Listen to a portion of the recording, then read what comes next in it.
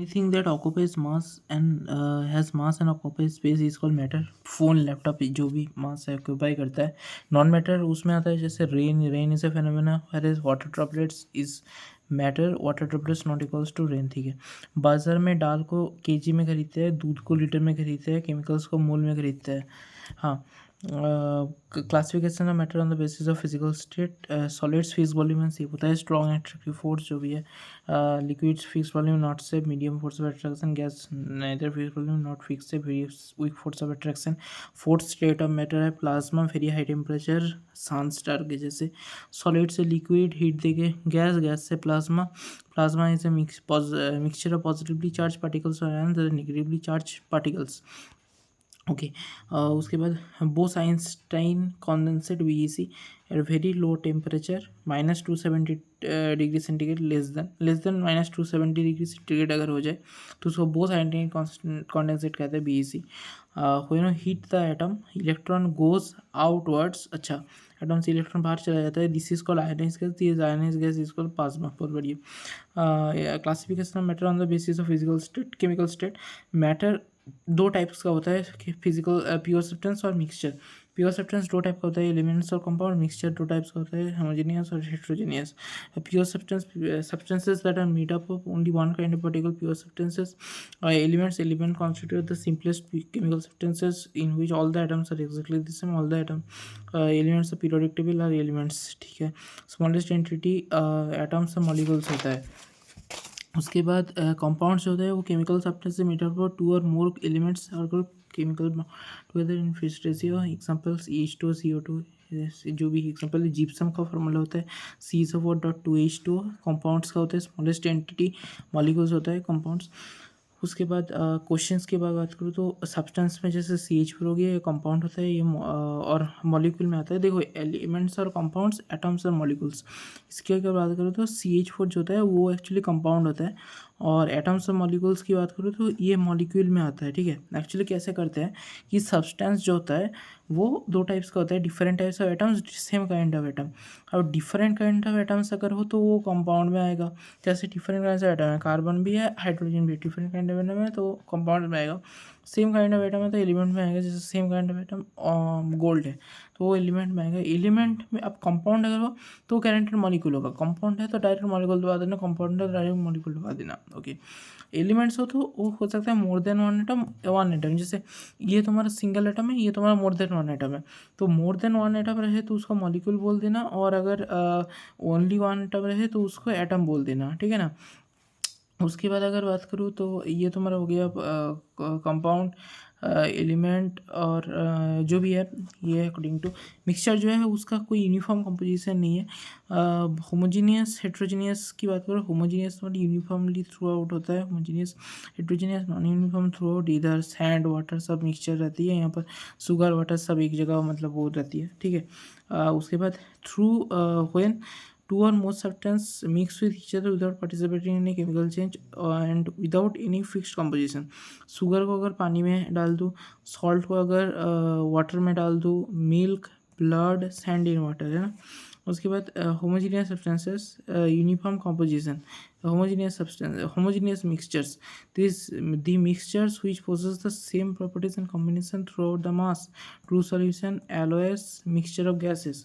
The mixtures which possess the same properties, जो mixture same properties को possess करते हैं. Composition throughout the mass. True solution alloys mixture of gases etcetera.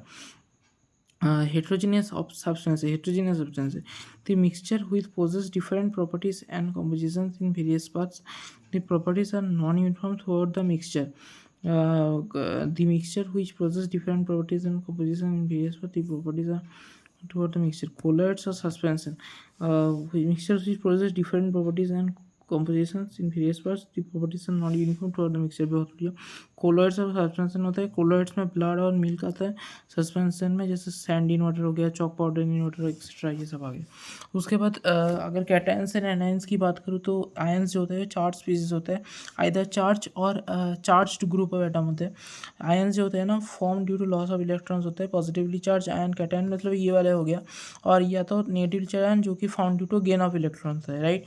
उसके बाद hydrogen list of atoms की बात करते हैं. तुम्हारा जैसे अगर हाइड्रोजन की मैं बात करूँ, हाइड्रोजन आयन की बात करूँ तो H+ हो गया, लिथियम तुम्हारा Li+ हो गया, सोडियम Na+ हो गया, पोटासियम K+ हो गया, बेरिलियम Be2+ हो गया, मैग्नीशियम Be2+ हो गया, बेरिलियम Be2+ हो गया, मैग्नीशियम Mg2+ हो गया, कैल्शियम Ca2+ हो गया, बेरियम Ba2+ हो गया, तुम्हारा एल्यूमिनियम Al3+ हो गया, Al3+ हो गया एल्यूमिनियम, आयरन 2 और फेरस तुम्हारा Fe2+ हो गया, आयरन 3 और फेरिक तुम्हारे Fe3+ हो गया, मार्करी 1 मार्करी प्लस तुम्हारे Hg+ और Hg2 2+, यहाँ 2 Hg है तो 2+ हो गया। उसके बाद मर्करी 2 और मर्क्यूरिक Hg2+ हो गया, मर्करी और मर्क्यूरस तुम्हारे Hg+, मर्क्यूरी 2 और मर्क्यूरिक तुम्हारे Eg2+, zinc and Zn2+, lead और प्लम्बस तुम्हारे Pb2+, लेड 2 और प्लम्बस तुम्हारे Pb2+, लेड फ्लोर और पाम्बिक तुम्हारे Pb4+, सिल्वर Eg+, कॉपर आई और क्यूप्रस Cu+, कॉपर 2 और क्यूपरे Cu2+, एमोनियम आयन तुम्हारे NH4+। ये दो नॉन मेटल से बना होता है, नाइट्रोजन एक नॉन मेटल है और हाइड्रोजन एक नॉन मेटल है। तो बस chloride Cl-, bromide Br-, oxide O2-, oxide O2-, iodide I-, fluoride F-, hydride H-, chloride Cl-, bromide Br-, oxide O2-, iodide I-, fluoride F-, hydride H-, sulphide H2-, nitride N3-, phosphide P3-, phosphide P3-, peroxide O2-2-, nitrate NO3-, मतलब ठीक है NO3-। Nitrate और nitrate सुनो, nitrate जो होता है वो तुम्हारे NO3- होता है, नाइट्राइट जो होता है NO2- होता है, ठीक है। Nitrate NO3-, nitrite NO2-, nitrate NO3-, nitrite NO2-, sulphate SO4-, sulphite SO3-, sulphate SO4-, sulphite SO3-, ठीक है। तो नाइट्राइट एक कम है, नाइट्रेट से कम है, नाइट्राइट में सल्फेट से भी एक कम है ना। उसके बाद हाइड्रोक्साइड की बात करें तो OH- कार्बोनेट तुम्हारा CO3-, hydrogen carbonate HCO3-, hydrogen sulphate HSO4-, hydrogen sulphide HSO3-। देखो hydrogen carbonate HCO3-, hydrogen sulphate HSO4-, sulphide में एक कम HSO3-, phosphate PO4-, phosphide PO3-, देखो 3-, ये सब सेम है, इसमें माइनस ये सब माइनस, ये सब 2-, ये सब सेम है। और मेन दिक्कत यहाँ पर है कि यहाँ HSO4- है, यहाँ पर HSO3- है, ठीक है। फॉस्फेट तुम्हारा PO4-, फॉस्फेट तुम्हारा PO4-, फॉस्फाइड तुम्हारा PO3-। उसके बाद एसिडेट तुम्हारा CH3CO-, फॉर्मेट तुम्हारा HC-, ऑक्सलेट तुम्हारा C2O4-, साइनाइड तुम्हारा CN-, परमैंगनेट MnO4-, क्रोमेट तुम्हारा CrO4-, क्रोमेट तुम्हारा CrO4-, क्रोमेट तुम्हारा CrO4-, क्रोमेट तुम्हारा CrO4-, dichromate Cr2O7-, dichromate Cr2O7-। उसकी बाद अगर बात करूँ तो यहाँ पर हम देख रहे हैं कि there are Na particles in 12 gram of carbon two isotope, right. Na particles है 12 ग्राम ऑफ कार्बन-2 आइसोटोप। हाँ, differential mole amount of substance which contains equal number of particles, atoms, molecules, ions as there are atoms in exactly 12 gram of carbon two isotope. Mole is just a number, ठीक है। Na equal to 6.022 into 23 divided by 23, 1 mole equal to 6.02 and 23 particles of any substance. Mole is amount of substance, mole is amount of substance, the amount of any substance which contains equal number of particles, atoms, moles, ions as their atoms, exactly 12 gram of carbon-12 isotope. Mole is just a number, Na equals to 6.02 and 10 by 23, 1 mole equals to 6.02 and 10 by 23 particles of any substance, there are any particles in carbon-12 isotope. Different types of masses हो गया, atomic और molecular masses, relative atomic और molecular masses, gram atomic और molecular masses, ठीक है। Atomic, relative, gram atomic और molecular masses, atomic और molecular, बस यहाँ पर नॉर्मल एटॉमिक और मॉलिकुलर मासेस, रिलेटिव एटॉमिक और मॉलिकुलर मासेस, ग्राम एटॉमिक और मॉलिकुलर मासेस। कार्बन-12 आइसोटोप्स क्यों भला carbon twelve isotopes is only used because ये मोस्ट अबंडेंट है, बहुत पाया जाता है, मोस्ट स्टेबल आइसोटोप भी है, बहुत बढ़िया। उसके बाद AMU जो होता है वो म्यू होता है, यूनिफाइड मास हो जाता है। एटॉमिक मास की अगर बात करूँ, it is the mass of one atom of any element, it is measured in AMU। Atomic mass जो होता है वो मास of one atom of any element का, एक एटम का मास होता है एटॉमिक मास, और AMU से मेजर किया जाता है। The most to cases even, ठीक है, इवन 2n और 2n+1 एटॉमिक नंबर। हाँ यार, मतलब एटॉमिक मास कैलकुलेट करने के लिए ना, अगर इवन हो ना n तो नॉर्मली 2n से कैलकुलेट किया जाता है एटॉमिक मास, और अगर ऑड हो तो 2n+1 से भी कैलकुलेट किया जा सकता है, ठीक है। उसके बाद एटम एलिमेंट की बात करूँ तो एच हो गया, एजी हो गया, nitrogen, carbon, oxygen, chlorine, iodine, barium, एफी, 1U, 4U, 14U, 12U, 16U, 35.5U, 127U, 137U, 56U, sodium तुम्हारा 23U, Mg तुम्हारा 24, मतलब ये बस तुम्हारा वो है एटॉमिक मास है, कैलकुलेट कर लो यार। इसमें बस तुम्हें याद कौन कौन सा रखना है ना, नाइट्रोजन देखो बहुत important 14U, chlorine 35.5U, iodine तुम्हारा 127U, बेरियम तुम्हारा 137U, एफी तुम्हारा 56U, बाकी सब इससे निकल जाएंगे। आर्गन याद रख लेना 40U होता है, आर्गन तुम्हारा 40U होता है, कॉपर तुम्हारा 63.5U होता है, कॉपर तुम्हारा 63.5U होता है, एफी तुम्हारा 56U होता है, बेरियम 137U होता है, आयोडीन 127U होता है, क्लोरीन 35.5U होता है, नाइट्रोजन 14U होता है, आर्गन 40U होता है, कार्बन सॉरी कॉपर 63.5U होता है। मॉलिक्यूलर मास की बात करें, it is the mass of one molecule of any compound, its unit is AMU और म्यू यू, ठीक है। H2 की बात करूँ 2 × 1, ये तो कैलकुलेट करना आता होगा, 1 × 40 + 12, ठीक है। उसके बाद मॉलिक्यूल की मॉलिक्यूलर मास ये सब तो ठीक है, कैलकुलेट करना आ जाएगा। जिप्सम की बात करूँ ना, जिप्सम का फॉर्मूला है तुम्हारा CSO4.2H2O। जिप्सम का फॉर्मूला क्या है, यहाँ पर भी पढ़ा था हमने, जिसका मतलब CSO4.2H2O है जिप्सम का फॉर्मूला, यहाँ पर था CSO4.2H2, जिप्सम का फॉर्मूला है CSO4.2H2, ठीक है। उसके बाद प्लास्टर ऑफ पेरिस का फॉर्मूला है CSO4.12H2, प्लास्टर ऑफ पेरिस क्या है CSO4.12H2। उसके बाद CSO4.5H2O एक होता है, ठीक है, उसका तो कैलकुलेट कर लेंगे। इग्नोर आयंस, हाँ, तो एट मॉलिकुलर मास जब कैलकुलेट करते हो ना तो आयंस का इग्नोर कर देना, आयंस देकर डर मत जाना, ठीक है। उसके बाद relative atomic mass RAM, it is the mass of an atom relative to mass of 1/12 of a carbon 12 atom. RAM जो होता है RAM, ये एटॉमिक मास बटे 1/12 mass of carbon atom equal to atomic mass बटे 1 RAM. RAM is unitless, to find RAM remove the unit from atomic mass, ठीक है। Atomic मास से unit हटा तो तुम्हें RAM मिल जाएगा, रिलेटिव एटॉमिक मास है ना। उसके बाद एलिमेंट तुम्हारा carbon, calcium, chlorine, magnesium, sodium, ये कार्बन का जैसे 12U, रिलेटिव एटॉमिक, बस U हटा दो, बस यूनिट हटा दो, रिलेटिव एटॉमिक मास मिल जाएगा तुम्हें। बाकी जो एटॉमिक मास निकलेगी उसके साथ यूनिफाइड जो मॉलिक्यूलर मास हमारा है उसको तुम्हें ऐड करना पड़ेगा, जो कि हमने पढ़ा था यूनिफाइड एटॉमिक मास, राइट। तो उसके बाद रिलेटिव एटॉमिक मास की बात करो, RMM जो होता है रिलेटिव एटॉमिक, ये जो AMU का यूनिफाइड मास है। उसके बाद relative atomic mass RMM, it is the mass of one molecule of any species with relative to the mass 1/12 of one carbon 12 atom, ठीक है। सुनो ना, RMM equal to molecular mass by 1/12 of mass of one carbon atom equal to molecular mass बटे 1U। सुनो, it is unitless होता है, पहली बात तो ये जो RMM होता है और जो तुम्हारा RAM होता है, दोनों ही तुम्हारा आई होप यूनिटलेस ही होता होगा, है ना, यूनिटलेस होता है। To find RAM remove the unit from the molecular mass, ठीक है यार, मतलब इसमें एटॉमिक मास से यूनिट हटा तो रिलेटिव एटॉमिक मास मिल जाता है, मॉलिक्यूल की मास से अगर यूनिट हटा दो तो रिलेटिव मॉलिक्यूलर मास मिल जाता है, काफ़ी सिंपल है। उसके बाद जैसे यहाँ पर सिंपल है, हमने मॉलिक्यूलर मास कैलकुलेट करके रखा, यूनिट हटा दो, रिलेटिव एटॉमिक मास मिल गया, U हटा दो, बस खत्म हो गया। नहीं, high measuring mass of one atom is difficult, atom is very small in size, इतने छोटे साइज वाले एटम का साइज मेजर करना इसलिए डिफिकल्ट हो जाता है। Atoms generally do not exist independently, atoms और नोबेल गैस एग्जिस्ट इंडिपेंडेंटली, ठीक है।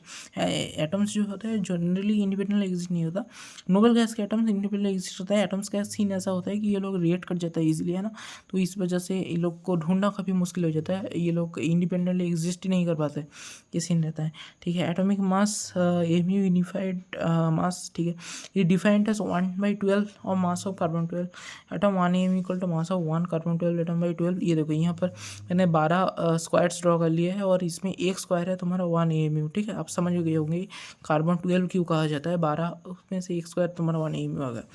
अब mass of all atoms are not measured in terms of AMU। H helium atom जो होता है 4 × 1/12, तो carbon 12 atom 4 × 1 AMU equal to 4 AMU, ठीक है। ऑक्सीजन ये तो तुम निकाल भी सकते हो यार, hydrogen, helium, lithium, beryllium, boron, carbon, nitrogen, oxygen, fluorine, है ना, hydrogen, helium, lithium, beryllium, boron, carbon, nitrogen, oxygen, fluorine, neon, sodium, magnesium, aluminium, silicon, phosphorus, sulphur, chlorine, argon, potassium, calcium, scandium, titanium, hydrogen, chromium, manganese, iron, cobalt, nickel, copper, zinc, इससे तो तुम निकाल भी सकते हो। उसके बाद 1 AMU equal to 12 carbon 12 litre, ये तो हो गया मेरे काम। उसके बाद 1 AMU in gram, weight of 1 carbon 12 atom equal to 1 0.9924 into 10⁻23 gram, not important है, ठीक है। 1 AMU equal to 1.67 into 10⁻24 gram, ये इंपॉर्टेंट है। 1 AMU equal to 1.67 into 10⁻24 gram, 1 AMU equal to 1.67 into 10⁻24 gram, 1 AMU equal to 1.67 into 10⁻24 gram. उसके बाद 1 AMU equal to 1/10 gram atomic mass हो गया हमारा। Mass of 1 gram of element in grams is called GAM, gram atom, gram molecule, gram ion, ई mole. हाँ ठीक है, gram atom, gram molecule, gram ion, ये सब मोल ही होते हैं, मतलब it is the mass of 1 mole of atoms of an element, ये यूनिट इज ग्राम, ठीक है। Mass of 1 mole of atoms of an element का होता है तुम्हारा मास होता है, 1 मोल ऑफ एटम का तुम्हारा मास होता है ग्राम atomic mass, it is unit is gram. Gram atom sodium ये सब धोखा वोखा है, ग्राम एटम मतलब मोल ही कहना चाहता है। उसके बाद to find GAM replace mu G से रिप्लेस कर देना। GAM की बात करो mass of an atom, because an atoms means 1 moles. Element की बात करो तो potassium, chlorine, sodium, oxygen, carbon, इन सब का एटॉमिक मास ये है ना। ऑक्सीजन का 16 है, कार्बन का 12 है, ये 39, इनका RAM बन गया, ये 30.5, 23, 16, 12, 39 ग्राम, ये जो भी है कार्बन का है ना। वो बस देखो ना, एटॉमिक मास तुमने यूनिट से ऐसा लिखा, RAM में नहीं लिखा, GAM में तुमने सारे में ग्राम लगा दी, इन्हें एटम्स 1 मोल, ठीक है। उसके बाद ग्राम एटॉमिक मास की बात करूँ, ग्राम मॉलिक्यूलर मास की बात करूँ तो the mass of 1 gram molecule of any species in grams is called GMM। If used in question gram molecule, gram atom, gram में सब मोल मतलब कहना चाहता है। It is the mass of 1 molecule atoms, it is the mass of Na molecules, Avogadro number of molecules. To find GMM remove mu from molecular mass and replace with G, ठीक है। मतलब वही चीज़ है, mu हटाओ G लगाओ, बस हो गया। उसके बाद मॉलिक्यूल की बात करूँ तो उसका ग्लूकोज का तुम निकाल सकते हो ये, उसके बाद RMG अकॉर्डिंग टू कर लेना। Mass of 1 mg atom 24 U जो भी है। उसके बाद 1 U equal to 1/67 into 10⁻24 gram है। Mass of 20 mg atoms in gram की बात करो 20 इंटू 24 कर देना, क्योंकि 24 mg का क्या होता है, मोलिकुलर मास होता होगा, है ना। उसके बाद 12 इंटू 24 होता है, 12 में तुम्हारा mg आता होगा, राइट, ठीक है। उसके बाद तुम्हारा जो भी है mass of 1 gram molecule of nitric acid जो है 63 ग्राम है। 1 ग्राम मॉलिक्यूल मतलब मोल ही कहना चाहता है। 1 मोल नाइट्रिक एसिड का तो यहाँ निकाल सकते हो, शायद इसका मॉलिक्यूलर मास ही तुम्हारा 63 ग्राम आ रहा है। The mass of 1 mole will always be in grams.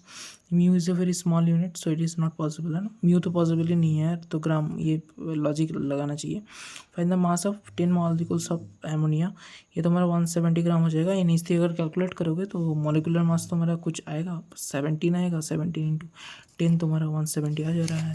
उसके बाद अगर बात करूँ कि मास ऑफ 20 मॉलिक्यूल्स ऑफ MgCl2 इन ग्राम, ये फिर आंसर इसी तरह रिपोर्ट, ठीक है। मास ऑफ 1 मॉलिक्यूल तुम्हारा ये होना चाहिए 24 प्लस 71, ठीक है। MgCl2 की मैं बात कर रहा हूँ, 35.5 इंटू 2 तुम्हारा 71 होता है। अच्छा 20 मॉलिक्यूल्स 95 इंटू 20 इक्वल टू 1900 तुम्हारा म्यू आ गया।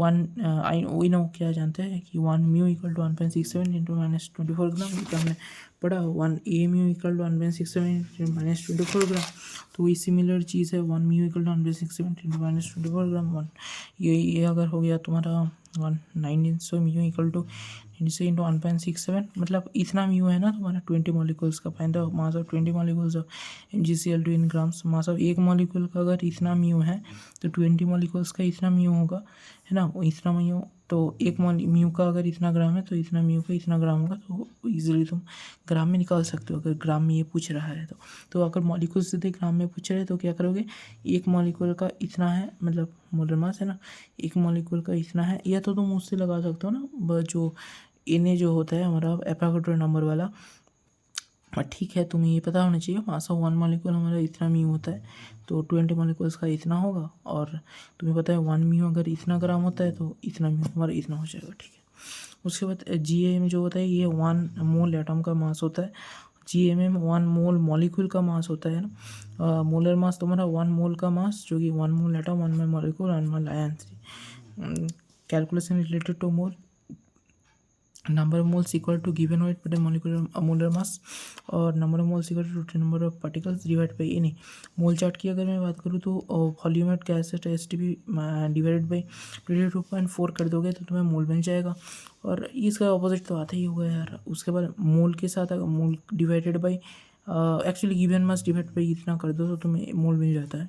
और number of entities divided by अगर तुम इन्हें कर देते हो तो हमें मोल मिल जाता है। ओके, उसके बाद moles and volume of gas, number of moles equal to given volume बटे molar volume equal to V V में 1 मोल गैस का वॉल्यूम टेम्परेचर प्रेशर कांस्टेंट रहते हुए ये तुम्हारा मोलर वॉल्यूम हो गया।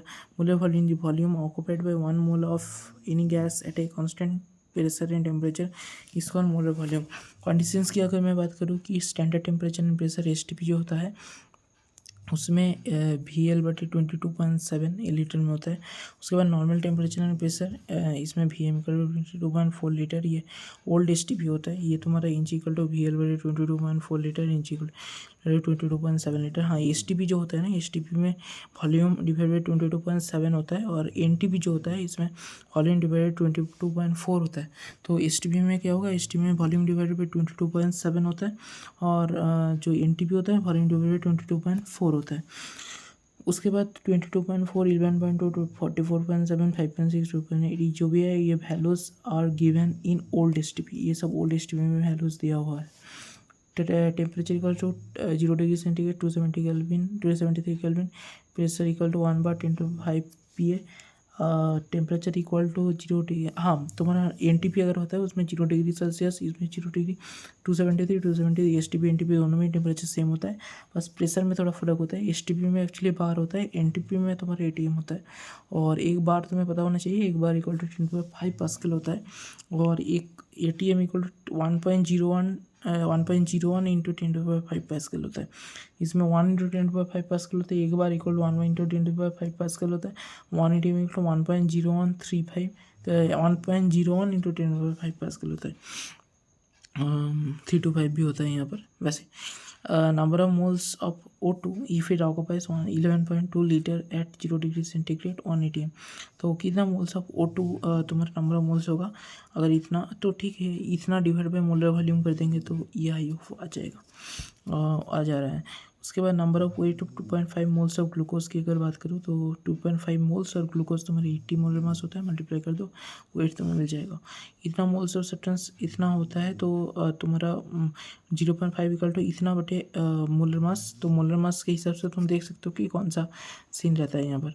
उसके बाद number of molecules present in 90 gram of glucose, 90 divide by glucose का मोलर मास 180 होता है। तो number of moles easy calculate कर लोगे। मॉलिक्यूल्स कैलकुलेट करने के लिए equal to number of entities बटे इन्हें कर देना, बस खत्म कहानी। उसके बाद what is the which of the following contains max number of molecules बात कर रहा है। तो यहाँ पर अगर मैक्स नंबर ऑफ मॉलिक्यूल्स की बात करें तो हर को तुम्हें चेक करके देखना पड़ेगा कि इसमें मैक्सिमम नंबर ऑफ मोल्स है, जिसमें मैक्सिमम मोल्स होगा। इसका मतलब ये नहीं कि कुछ में नंबर ऑफ मॉलिक्यूल्स भी मैक्सिमम होगा। तुम्हें मोल्स इक्वल टू जो उसका नंबर ऑफ एंटिटीज़ है, जैसे यहाँ पर नंबर ऑफ मोल्स जिससे यहाँ पर आया है ना, यहाँ पर n इक्वल टू जैसा आया, उसके बाद मैंने एनी बटे एन कर दिया, ठीक है।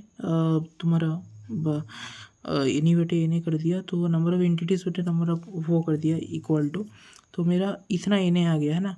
तो कहीं ना कहीं ये तो मुझे दिख रहा है कि अगर मोल्स जिसका मैक्सिमम है उसका हाँ, मोल्स जिसका देखो मैक्सिमम है उसका ना नंबर ऑफ एंटिटीज़ भी मैक्सिमम आ रहा है। तो यहाँ पर अगर इनका देखो मोल्स जिसका मैक्सिमम है, देखो ना यहाँ पर मोल्स देखो एक आ रहा है, सबसे ज़्यादा इसका ही मोल्स आ रहा है। बाकी का देखो कि यहाँ भी हाफ आ रहा है, यहाँ भी 1/4 आ रहा है, इसके केस में 1/4 आ रहा है, इसके केस में हाफ आ रहा है, इसके केस में भी वो देखो 1 आ रहा है, मतलब हाफ आ रहा है, इसके केस में 1 आ रहा है भाई। तो 1 आ रहा है तो फिर डी आंसर आ जाएगा। मैक्सिमम मोल्स मतलब मैक्सिमम नंबर ऑफ एंटिटीज़, ये हमें पता चल गया। ठीक है। डी आखिरकार moles number of moles directly proportional to number of entities भी तो है ना, तो वो भी देखना चाहिए। इसलिए नंबर ऑफ मैक्सिमम मास किसका है यार, तो यहाँ पर जो डाटाज दिया हुआ है अकॉर्डिंग टू आप कैलकुलेट करेंगे, मास कैलकुलेट किया जा सकता है, आसान है question. Calculation of total number of electron proton and neutron के बारे में बात किया गया। रिप्रेजेंटेशन ऑफ एन एटम, यहाँ पर एक्स जैसे एक एटम है ना, यहाँ पर मास नंबर होता है, नीचे एटॉमिक नंबर होता है।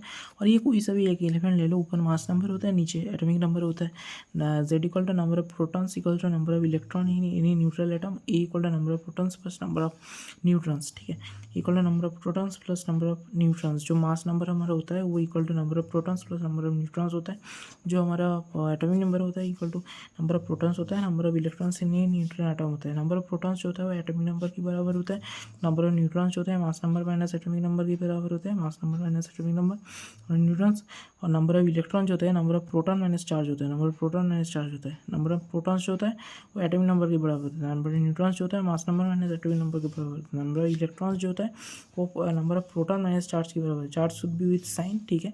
नंबर ऑफ इलेक्ट्रॉन तो हो गया तुम्हारा, number of proton minus charge होता है। नंबर ऑफ इलेक्ट्रॉन क्या हो गया, number of proton minus charge हो गया। नंबर ऑफ इलेक्ट्रॉन क्या हो गया, number of proton minus charge होता है, ठीक है। सोडियम जो होता है 1123, ये तो तुम्हारा mass number atomic number, mass number atomic number, mass number atomic number Mg2 plus Na और N3 माइनस। उसके बाद नंबर ऑफ प्रोटॉन से कैलकुलेट करोगे तो 11, इसमें 12 आ गया, इसमें 7 आ गया। उसके बाद यहाँ पर इलेक्ट्रॉन्स न्यूट्रॉन्स जो है वो 23 माइनस 11, 24 माइनस 12 और 14 माइनस 7 तुम्हें न्यूट्रॉन्स मिल जाएगा। इलेक्ट्रॉन्स की बात करूँ तो डायरेक्ट तुम इसका नंबर ऑफ प्रोटॉन्स का नंबर ऑफ इलेक्ट्रॉन्स कर सकते हो, बस सिवाय वहाँ पर चार्ज नहीं रहे। चार्ज रहे तो उसके हिसाब से तुम देख सकते हो इस चीज़ को। तो पहले तुम्हें अगर ऐसा क्वेश्चन बोले तो तुम्हें एटॉमिक नंबर और मास नंबर क्लियर करना है। एक बार तुम्हें वो मिल गया, चार्ज मिल गया, बस तुम फिर आराम से निकाल लोगे प्रोटॉन वगैरह, है ना। कोई मुश्किल नहीं है। बाकी तो ये खैर आसान चीज़ है, बाकी मतलब सेम ही चीज़ है ना। यहाँ पर 2 × दे दिया है तो फिर तुम्हारा डबल हो जाएगा, सब कुछ डबल हो जाएगा, राइट। यहाँ पर सब कुछ डबल हो जा रहा है। यहाँ पर इतना है इतना दे दिया है। प्रोटॉन सब बोला है कि टोटल इनमें क्या है, तो इसका प्रोटॉन प्लस इसका प्रोटॉन, इसमें कितना होगा 6 + 16, 6 + 16, बस इसके हिसाब से तुम निकाल लोगे। उसके बाद CO3 - यहाँ पर भी देखो अब इसमें ब्रेक करना पड़ रहा है ना, सी ब्रेक करना पड़ रहा है। और यहाँ पर जैसे CO2 था, यहाँ पर CO2 था तो तुम्हारा को सी और ओ में ब्रेक करना पड़ा था। NO था तो तुम्हें एन और ओ में से ब्रेक करना पड़ा था। और उसके बाद C6H12O6 था, CH और O में ब्रेक करना पड़ा था। तो मॉलिक्यूल्स में ब्रेक करना आना चाहिए। अगर ये तुम्हारा सेम मॉलिक्यूल्स हो, मतलब एलिमेंट्स में अगर एटम सेम हो तो फिर कोई दिक्कत नहीं है। उसके बाद CO3 NO3- और SO2- की बात करो तो यहाँ पर कार्बन का 6-12 है, यहाँ पर ऑक्सीजन का जो है वो 3 ऑक्सीजन है, 8-16 है, यहाँ पर 7-14 है, यहाँ पर ऑक्सीजन का 3 ऑक्सीजन है, 8-16, इतना तो पता होना चाहिए। S16-32 है, और क्योंकि इवन है तो ये डबल ही आ रहा है ना। यहाँ ऑड है तो 7-14। यहाँ पर एक्सेप्शन बोला ना नाइट्रोजन का, वो मैंने मार्क करा दिए थे येलो कलर से। यहाँ इवन है तो इसका डबल आ गया, ठीक है। उसके बाद ऑक्सीजन जो है 8-16 आ गया, इवन है। देखो फिर 4 है तो उसके हिसाब से हम कर डालेंगे। यहाँ पर चार्ज है तो वो हम ऐड कर देंगे, चार्ज जो भी होगा। उसके बाद 183 gram of HCO3 minus ion 5 number of moles calculate करने के लिए बोला है। तो ये दे दिया तो नंबर ऑफ मोल्स, इसका तो हम निकाल सकते हैं मोलर मास, और चार्ज से हमें कोई फ़र्क नहीं पड़ता मोलर मास में, तो मोल्स तो निकाल लेंगे खटाक से। Number of electron proton neutron निकालने के लिए बोला है। अब 1 मोल का तो हमें मिल गया ये वाला पार्ट, तो प्रोटॉन्स तो हम इजीली निकाल सकते हैं इसका। देखो HCO3 है ना, तो इसमें अगर प्रोटॉन्स निकाले तो इसमें जो हमारा एटॉमिक मास आएगा, जैसे इसका 1, इसका 6 और इसका मतलब ऑक्सीजन का कितना होता है 8-16-24, तो प्रोटॉन्स इससे मिल गया। इलेक्ट्रॉन्स भी, इलेक्ट्रॉन्स नेगेटिव है तो एक ज़्यादा होगा। न्यूट्रॉन्स अगर बात करो तो इसका मास नंबर जो होता है, ठीक है। देखो इसका हाइड्रोजन का जो है ना सीन, हाइड्रोजन का यहाँ पर 0 पुट किया है, कार्बन का 6 है और O3 का यहाँ पर 24 है, ठीक है। यहाँ पर हाइड्रोजन का 0 कर दिया है, राइट। यहाँ पर मास नंबर कैसे कर रहे हैं, यहाँ पर 4, 5, 6, 7, 8, 6, 7, 8, 9, 10, 30 कर दिया है, ओके। यहाँ पर 1 है। ओको सुनो न्यूट्रॉन्स कर रहे हैं ना, न्यूट्रॉन्स कर रहे हैं तो इसमें क्या है 1 0 आ जाएगा, 6 12 6 आ जाएगा, 8 16, है ना। न्यूट्रॉन्स कर रहे हैं, बात समझो। उसके बाद देखो प्रोटॉन्स न्यूट्रॉन्स इलेक्ट्रॉन्स हमको मिल गया। अब उसके बाद इनका लिख लेंगे, 1 मोल में इतना रहेगा, 3 मोल्स में कितना रहेगा, इंटू 3 कर देंगे, बस हो गया। और नंबर ऑफ पार्टिकल्स अगर बोले तो number of proton number of neutrons अगर ये सब पूछे, अगर 1 मोल में पूछे फिर तो ठीक है, और अगर नंबर ऑफ इलेक्ट्रॉन प्रोटॉन ये सब बकवास पूछ रहा है फिर हम इन्हें से मल्टीप्लाई कर देंगे, इस चीज़ को कोई दिक्कत नहीं है। उसके बाद number of proton, number of moles, number of electron, number of proton neutron जो भी है, ये सब बहुत चीज़ें अगर पूछ रहे हैं तो number of electrons proton neutron present in one particle calculate करना है। भाई number of moles of given compound, मतलब देखो number of electrons protons neutrons, देखो पहले तो हमें ये वाला पार्ट लिखना आना चाहिए इसको तोड़ के। उसके बाद तोड़ने के बाद number of protons neutrons electrons ये हमें लिखना आना चाहिए। उसके बाद number of moles of given atom और मोल्स भी कैलकुलेट करना है। यहाँ पर बोल दिया है वो अलग बात है, पर एक्चुअली यहाँ पर कुछ ना कुछ इन्फॉर्मेशन दिया रहेगा, मोल्स कैलकुलेट कर लेना है। तो वो number of moles of proton, पहले हम ये वाला चीज़ जो है ना, ये मोल्स ऑफ प्रोटॉन कैलकुलेट करें। एक मोल में इतना है तो कितने मोल्स में कितना हो गया, मोल्स हो गया। उसके बाद पार्टिकल्स कैलकुलेट कर रहे हैं कि चलो number of proton equal to बस एन से मल्टीप्लाई कर देना है इस चीज़ को। उसके बाद अगर बात करूँ तो यहाँ पर number of electrons proton neutron 2 moles of C N ion. CN- एक मॉलिक्यूल ऑफ CN-आयन में प्रोटॉन तुम्हारा 13 होता है। CN- को तुम इस तरीके से ब्रेक करोगे पहले। उसके बाद देखो ना कि CN- में प्रोटॉन की बात करो तो 7 + 6 तुम्हारा 13 होता है। न्यूट्रॉन्स भी अगर तुम इसका सब्ट्रैक्शन प्लस इसका सब्ट्रैक्शन करोगे तो 13 आएगा। इलेक्ट्रॉन्स की बात करो तो 7 + वो 13 आएगा, और तो CN- है ना तो 14 आ जाएगा, ये ख्याल रखना है। उसके बाद इनके हिसाब से एक मोल में तुम्हारा कितना होगा, वही आ जाएगा। एक मोल में इतना इतना इतना आएगा, तो 2 मोल्स है तो इंटू 2 कर देना। Number of protons neutrons electron मंगा देना, से मल्टीप्लाई कर देना, खत्म कहानी। उसके बाद इस कार्बोनेट को भी तोड़ना आना चाहिए, C और O में तोड़ना आना चाहिए, तोड़ दिया मैंने। उसके बाद 1 मोल अब जितना भी है number of protons equal to 6 into तुम्हारा वो कर देना है 6 है ना। यहाँ पर जैसे नंबर ऑफ प्रोटॉन्स अगर बोले, देखो ये तो कैलकुलेट कर लिया हमने ऐड वैड करके, इन दोनों का प्रोटॉन इन दोनों का न्यूट्रॉन डिफरेंस में, है ना। और 3 से मल्टीप्लाई भी मत करना, मत भूलना। उसके बाद अगर बात करूँ नंबर ऑफ मोल्स तुम्हारे यहाँ पर कितना दिया है, 120 ग्राम दे दिया है। तो हम मोलर मास इसका कैलकुलेट करके मोल्स निकाल लेंगे। मोल्स 2 आया है शायद, तो 2 आ रहा है, तो हम यहाँ नंबर ऑफ मोल्स कैलकुलेट कर लेंगे, और नंबर ऑफ इलेक्ट्रॉन्स प्रोटॉन्स वो सब चाहे तो इन्हें से मल्टीप्लाई कर देंगे। उसके बाद यहाँ पर number of electron proton neutrons present is 220 gram of CO2। Mass number of carbon is 14, oxygen is 18। An equal to 220। अब देखो यहाँ पर 220 ऑफ CO2 है ना, तो डिवाइड बाई 14 + 20 36। यहाँ पर कार्बन का मतलब बस तुम्हारा 14 हो गया, ऑक्सीजन 2 है तो 36 16, सॉरी ऑक्सीजन का जो 16 होता है 6, अच्छा 32 है, सॉरी एक सेकेंड। यहाँ पर देखो, यहाँ पर दोनों का अगर मैं कर रहा हूँ तो यहाँ पर ओके यहाँ पर कार्बन का ना 14 इसलिए है क्योंकि यहाँ पर 14 वाला आइसोटोप लिया है, यहाँ पर दे दिया है क्वेश्चन है भाई। तो 18 16, अरे आइसोटोप दे दिया है ना, तो ख्याल रखना है भाई, ऐसे डायरेक्ट पुट नहीं कर देना है। उसके हिसाब से हम कैलकुलेट कर सकते हैं यार। यहाँ पर इसके अगर दे ही दिया है तो फिर तो हम कर ही लेंगे इसको। और यहाँ 18 है तो तुम्हारा यहाँ पर ऑक्सीजन का एटॉमिक नंबर तो नहीं बदलेगा, कार्बन के एटॉमिक नंबर तो नहीं बदलेगा, मास नंबर ये लोग डिफर कर सकता है आइसोटोप के नाम पे, तो ये लोग कर लेंगे इसके हिसाब से। तुम इन दोनों का प्रोटॉन ऐड करो, नंबर ऑफ मोल से सब मल्टीप्लाई कर दोगे तो मिल जाएगा, और नंबर ऑफ पूछे तो इन्हें से भी उससे मल्टीप्लाई कर देना। Number of volumes of CO2 add यहाँ पर n divide equal to 66 divide by इसका मोलर मास कर देना है। तो 66 इसलिए है क्योंकि वेट 66 दे दिया है, तो बटे CO2 का मोलर मास तुम्हारा 12 + 32 है ना, 16 के 16 32। यहाँ पर 18 है तो इसलिए 36 आ गया था।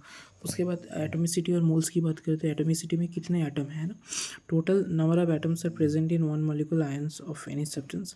सब्सटेंस CO2, इसमें 3 एटम्स एटॉमिसिटी है, O3 में 3 है, इसमें 5 है, Cl2 में 2 है ना। इसके हिसाब से हम कर लेंगे इसको। देखो 12 + 22 + 11 कर लेंगे तो 45 आ जा रहा है। उसके बाद यहाँ पर नंबर ऑफ एटम्स की बात करूँ, number of atoms number of moles of atoms for particular number of moles equal to n of substance into atomicity of the substance, और number of moles of substance into atomicity of the substance. तो तुम्हें number of moles या number of atoms या number of moles of atoms मिल जाएगा। और number of moles of atom करना है तो number of moles of substance into atomicity of that atom. मतलब जैसे मैं बता रहा हूँ CO2 है ना, तो इसका जो तुम्हारा number of moles of CO2 निकालोगे पहले 10 है जैसे, इंटू किसका निकालना ऑक्सीजन, तो 10 × 2 करना पड़ेगा तो 20 आ गया, ऐसे करना है। और नंबर ऑफ एटम्स होगा तो उससे इन्हें जोड़ देना, बस खत्म हो गया। इस हिसाब से तुम कर लोगे, मोल्स कैलकुलेट करोगे और उस एटम के एटोमिसिटी से मल्टीप्लाई कर दोगे, खत्म। उसके बाद 18 ग्राम ऑफ ग्लूकोज की बात करूँ तो नंबर मोल्स, वही सेम चीज़ करना है यार, इसका मोल्स कैलकुलेट कर लेना। ग्लूकोज का मॉलिक्यूलर मास 180 होता है, तो 18/180 तुम्हारा 1/10 आ जाएगा। 1/10 से तुम मॉलिक्यूलर, इसका भी एटोमिसिटी पूछा होगा, उसका एटोमिसिटी जैसे कार्बन का पूछा है, तो कार्बन कितने हैं 6 है, तो 6 × 1/10 कर देना है, तो उसके 0.1 देखो उसके हिसाब से इन्हें से मल्टीप्लाई कर दोगे तो नंबर ऑफ वो भी मिल जाएगा। देखो 6 एन बस सिंपल सिंपल। उसके बाद which of the following contains maximum number of oxygen atom, यहाँ पर 16 ग्राम है। 16 ग्राम है मतलब ये नहीं 16 O2 अगर पूछ लिया तो फिर ये इसका 32 हो गया ना। 16/32 मतलब 2 एन आ जाएगा। देखो यहाँ पर मोल्स कितना आ रहा है 16/30 16 के 16 32 है ना। 16/32 16/32 मतलब 1/2 मोल्स है ना।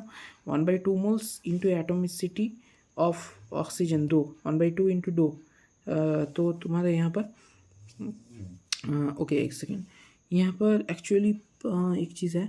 अच्छा देखो 16 ग्राम दिया है ना तुम्हें 16 ग्राम दिया है और तुम्हारा मॉलिक्यूलर मास कितना है 16 एक एटम का है ना। 16 इंटू 32 तो तुम्हारे उसके हिसाब से तो 1/2 आ रहा है तो N/2 आना चाहिए था यार। यहाँ पर 48 दिया है 16 32 48 तो 48 डिवाइडेड बाई अगर मैं 48 करता रहा हूँ तो तुम्हारा कितना आ रहा है 1 आ रहा है इंटू 3 मतलब 3 है ना। ठीक है ओके ओके ओके सॉरी यहाँ पर ऑक्सीजन है ना। ऑक्सीजन है मतलब तो मैं 8 में एज्यूम करूँगा तो 8 16 एज्यूम करूँगा 16 16 divide by 16 into atomicity of oxygen that is 1 तो 1 ही आ गया इन्हें। और 16/16 इंटू 32 क्योंकि हम 32 इसलिए देते हैं नॉर्मली हम O2 कंसिडर करते हैं वो कंसिडर थोड़ी करते हैं। तो 16 डिवाइड बाई 32 नहीं 16 डिवाइड बाई 16 8 16 16 डिवाइड बाई 16 এখানে 8 এখানে एटटाই हो रहा है कि 16 डिवाइडेड बाई 8 पर यहाँ पर हो रहा है सॉरी 16 डिवाइडेड बाई 8 इंटू 1 नहीं यहाँ पर हो रहा है 16 डिवाइड बाई 16 इंटू 2 और यहाँ पर हो रहा है 16 डिवाइड बाई 16 इंटू 1। अच्छा यहाँ पर मतलब ऑक्सीजन सिंगल अगर रहे तो उसमें भी हम 16 एज्यूम कर रहे हैं। 2 ऑक्सीजन अलग है तो इसमें भी 16 एज्यूम कर रहे हैं। अच्छा अजीब बात है। चलो ठीक है 16 32 एक्चुअली यहाँ पर यार 32 ग्राम होना चाहिए था मुझे जितना लगता है ना 16 ग्राम नहीं होना चाहिए।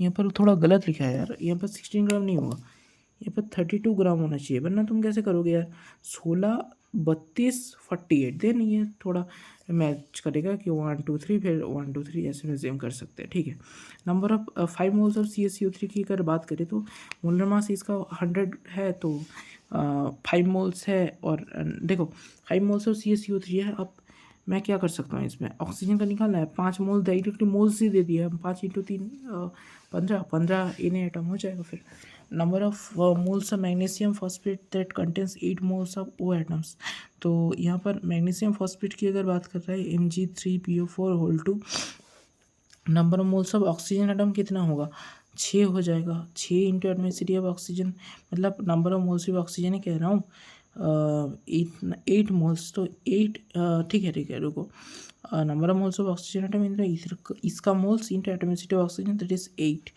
तो इसका मुझे number of moles of magnesium phosphate ही निकालना है इसका। तो number of moles of oxygen atom दे दिया है that contain in mole oxygen atom देख रहे हो कैसे खेल रहा है क्वेश्चन। तो मुझे ऑक्सीजन एटम का दे दिया है 8 equals to number of moles of इसका into atmospheric of oxygen that is 8 तो उसी हिसाब से निकाल लेंगे यार। एक एक्चुअली 1 मोल आ रहा था। Now which of the following contains maximum mass of oxygen in it and also arrange in increasing order 5 moles of ozone दे दिया है 220 ग्राम ऑफ CO2 दे दिया है 22.7 ये तुम्हारा क्या है 22.7 ऑफ SO3 है 2 Na मॉलिक्यूल ऑफ Mg3PO4 का होल 2 है। ये तुम्हारा 1 मोल बन गया ये तुम्हारा 5 मोल्स बन गया। Okay number of atoms equal to 5 into 3 मतलब ठीक है 5 इंटू ओजोन का एटमॉस्फेरिक 3 है ना तो 3 इंटू Na तो 15 Na आ गया। नंबर ऑफ एटम्स 10 Na आ गया।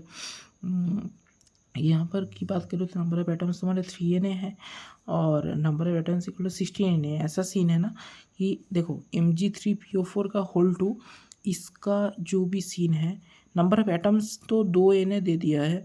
अब 2 Na तुम्हारा मॉलिक्यूल्स है मतलब 2 Na डिवाइड बाई ठीक है रुको 2 Na तुम्हारा ये क्या दिया होगा ये 2 Na अगर दिया है तो हाँ ठीक ही दिया है यार।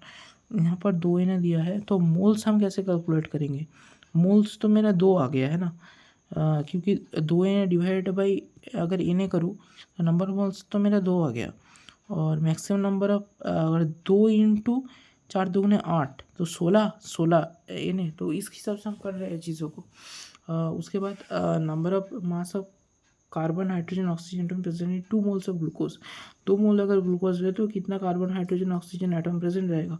अगर number of moles of carbon atom तुम्हारा 12 मोल्स है, number of moles of carbon atom 12 moles इसलिए है क्योंकि देखो 2 मोल्स है पूरे का, पूरे इंटू एटमिसिटी ऑफ कार्बन निकालना है, तो पूरा तुम्हारा 2 मोल से 2 इंटू 6 तुम्हारा 12 आ गया, पूरा तुम्हारा 2 मोल से 2 इंटू 12 तुम्हारा 24 आ गया, पूरा 2 मोल से 2 इंटू 6 तुम्हारा 12 आ गया है ना। वो उसके बाद अगर इसका मैं मतलब वो निकालूँ, वेट निकालूँ, तो 12 मोल्स का वेट है तुम्हारा 12 इंटू 12 कर दोगे, यहाँ पर 24 इंटू 1 कर दोगे, और इसके बाद 12 इंटू 16 कर दोगे, बस खत्म हो गया। At S T P important है ये, S T P the density of gas is इतना दे दिया है, find out the vapour density and molecular mass. ठीक है, vapour density equal to density of gas बटे डेंसिटी ऑफ H2, ये हमको याद रखना है। Vapour density equal to density of gas divide by density of H2। अब यहाँ पर कुछ दिया होगा, डेंसिटी ऑफ गैस दे दिया है, डेंसिटी ऑफ H2 हमें पता होना चाहिए या फिर कुछ करना पड़ेगा, रुको। डेंसिटी ऑफ H2 PM/RT से निकालेंगे, ठीक है। PM इक्वल टू DRT होता है ना। PM प्रेशर ऑफ H2 कितना हो सकता है, प्रेशर ऑफ H2 तो मैंने 1 एटमॉस्फेरिक प्रेशर ही मान लो, इंटू मॉलिक्यूलर मास H2 का 2 है, डिवाइड बाय R 0.0821 होता है, क्योंकि देखो सब कुछ ml लीटर इन सब वगैरह वगैरह में दिया हुआ है, तो 0.081 इंटू 273 कर देंगे, डायरेक्ट H2 मिल जाएगा। वेपर डेंसिटी हम यहाँ से मिल गया। मॉलिक्यूलर मास की बात करो, मॉलिक्यूलर मास कैसे निकालो, vapour density molecular mass equal to vapour density into 2 होता है, ठीक है।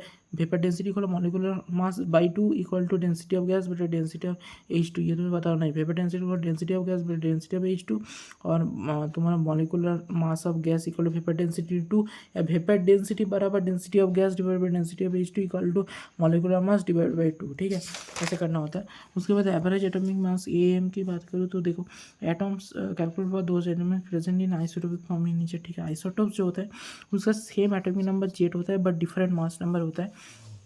और अगर परसेंटेज एबंडेंस नहीं दिया हुआ है तो फिर जिस आइसोटोप का मास कम उसको 100 - x मानो, यानी हेवी आइसो को x मानो, ठीक है। मतलब अगर परसेंटेज एबंडेंस नहीं दिया हुआ है तो फिर जिस आइसोटोप का मास कम है उसको 100 - x मानो। जिस अगर परसेंटेज एबंडेंस नहीं दिया हुआ है तो हाँ, जिसका आइसोटोप का मास कम है उसको 100 - x मानो, एंड हेवी आइसो को एक्स मानो कि कैलकुलेशन ईजी होगा, बट वाइस वर्सा में भी आंसर सेम आएगा, कोई बात नहीं।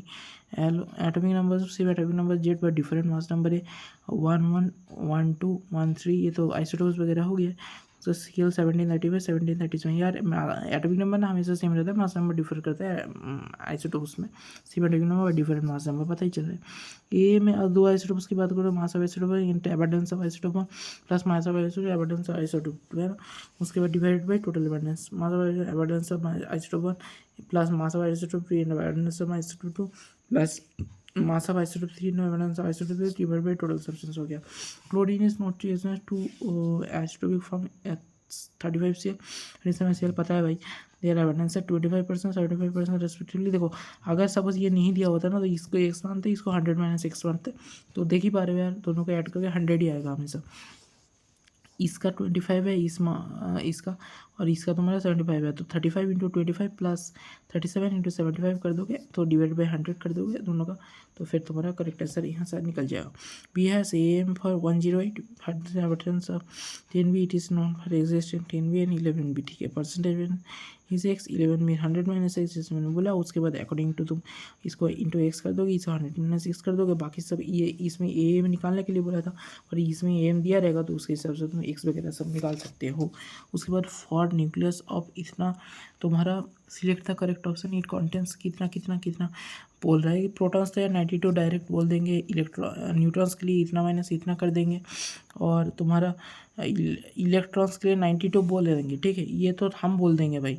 उसके बाद अगर मैं इसको देखो, there is no electrons in nucleus, भाई क्वेश्चन पूछ रहा है फॉर न्यूक्लियस ऑफ इतना, न्यूक्लियस मतलब भाई कोई इलेक्ट्रॉन ही नहीं होता, तो ये एक धोखे वाला क्वेश्चन था, ठीक है।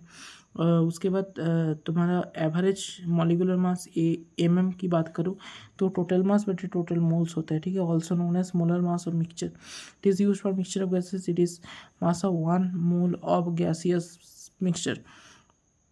Number moles of N2 equal to 80 mole, number moles of O2 equal to 20 mole. यार तुम्हारा N2 प्लस O2 होता है एंड ये यहाँ बात सुनना, तुम्हारा नंबर ऑफ N2 80 मोल होता है, number of weight of N2 तुम्हारा 80 into molar mass of N2 जो कि 20 14 इंटू 2 28 मोल 28 ग्राम सॉरी। उसके बाद ठीक है, number of moles of O2 तुम्हारा 20 मोल होता है, तो वेट ऑफ O2 तुम्हारा number of moles of O2 20 into 32 होगा, तो 64 मोल हो जाएगा। AM equal to 80 into 28 plus 20 into 32 divide by 100 होता है, तो 28.80 डिवाइड 100 ठीक है। फाइंड AM इंटू तुम्हारा 560 ग्राम, O2 तुम्हारा 320 ग्राम, और number of moles of N2 तुम्हारा इतना 20 आ जाएगा, नंबर ऑफ O2 इतना 10 आ जाएगा। AM equal to 20 into 28 plus 10 into 32 divide by 30 equal to 560 plus 320 divide by 30। अब सुनना, AM जो किया है ना वो ऐसे कैलकुलेट करते हैं दोस्त कि 560 प्लस 320 डायरेक्ट कर सकते हैं total mass divide by total moles के लिए, दोनों का मोल्स मैंने कैलकुलेट किया था ना 20 प्लस 10 बस वो आ जाएगा। उसके बाद यहाँ पर आइडियल गैस इक्वेशन की बात करूँ तो मिसल प्रॉपर्टी गैस जो प्रेशर होता है वो टेम्परेचर, देखो ये सब मेजर कर सकते हैं, pressure temperature volume moment of gas number of moles of gas. Equation की बात करूँ तो आइडियल गैस इक्वेशन है तुम्हारा P equal to NRT, R equal to uniform gas constant होता है जो कि वैल्यू होता है 8.314 joule mole inverse kelvin inverse 0.0821 litre ATM mole inverse 2 calorie mole inverse kelvin inverse. तो देखो जो तुम्हारा 0.0821 लीटर एटीएम मोल इनवर्स होता है, litre ATM mole inverse 0.0821 litre ATM mole inverse, इसका तो केल्विन मोल inverse kelvin litre ATM mole inverse kelvin 0.0821 mole inverse 0.0821 litre ATM mole inverse kelvin inverse. ये तो प्रोपोर्शन तो तुम्हारा 1/12 होता है, और 8.3 पर joule mole inverse kelvin inverse ये तुम्हारा तुम्हारा 25/3 होता है। यूनिवर्सल गैस तुम्हारा आर होता है, ये टी तुम्हारा always in kelvin T equal to delta C plus 273 होता है।